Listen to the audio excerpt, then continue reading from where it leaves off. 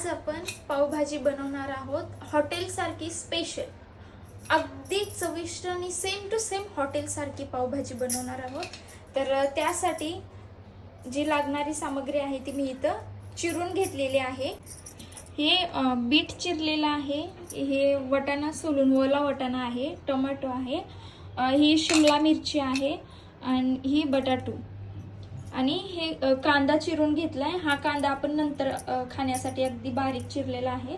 हा थोडासा मोठा आहे पण बारीक चिरलेला आहे आणि हे अद्रक आणि लसूणची पेस्ट आहे। तर चला तर आपण सुरू करूया आपल्या रेसिपीला। यामध्ये 2 पळी तेल घेते मी। कुकर ठेवलेला आहे, आपण कुकरमध्ये बनवणार आहोत। तर कुकर गरम झालेला आहे, त्यामध्ये आपण अद्रक लसूणची पेस्ट टाकणार आहोत।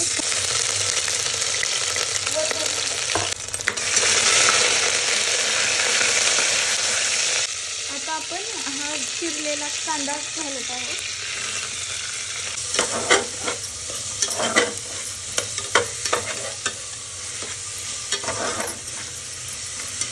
आपल्याला हा कांदा तेलात अगदी मस्त असा भाजून घ्यायचा आहे, थोडासा लालसर होईपर्यंत।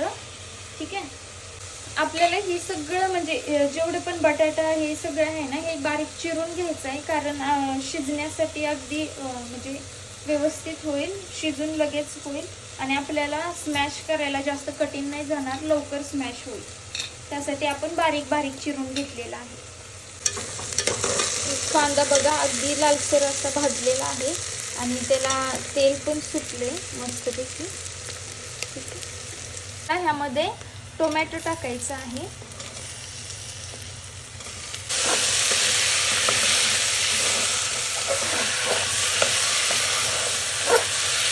आता आपल्याला टोमॅटोच्या नंतर आपल्याला हे बीट टाकायचं आहे। बीट बारीक चिरलेलं आहे आणि बीट थोडंसं जास्तच घ्यायचं, जेणेकरून टोमॅटो कसं आंबट असते ना, आणि हे बीटमुळं आंबटपणा शोषून घेतं। बीट टाकल्याने आंबट नाही लागत, त्यामुळे आपण बीट वापरतो आणि बीट हे शरीरासाठी हेल्दी पण आहे मस्त। तर चला आपण बीट टाकल्याने मस्त असा कलर पण येतो भाजीला। बघा किती छान असा कलर आलेला आहे। आपण मस्त आपण आता शिमला मिर्च टाकूया।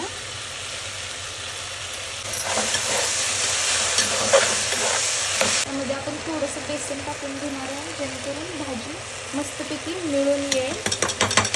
बेसन आता थोडंसं भाजू द्यायचं आहे आपल्याला, यामध्ये असं हलवून।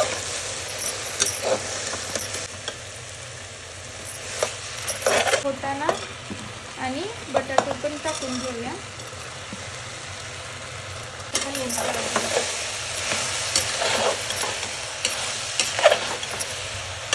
आपल्याला यामध्ये चवीनुसार मीठ टाकून घ्यायचे।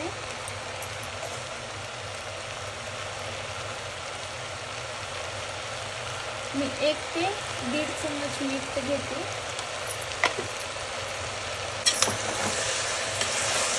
आता आपण यामध्ये लाल तिखट टाकून घेऊया। आपण चवीनुसार टाकू शकता, म्हणजे आपल्या अंदाजाने तुम्हाला किती लागतं तेवढं। मी इथे 2 चम्मच इतकं लाल तिखट घेतलेलं आहे आणि आपल्याला हा पावभाजी मसाला आणायचा आहे। हा पावभाजी मसाला आपण टाकून घेऊया। 2 चम्मच इतका मी पावभाजी मसाला घेतलेला आहे। चला आपण यामध्ये घालून घेऊया पावभाजी मसाला।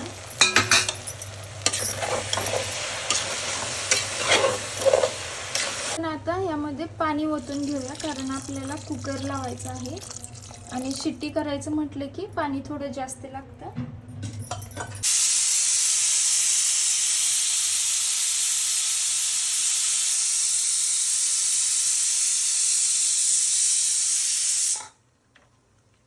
आपण या ठिकाणी बटर लावून घेणार आहोत मस्तपैकी, आणि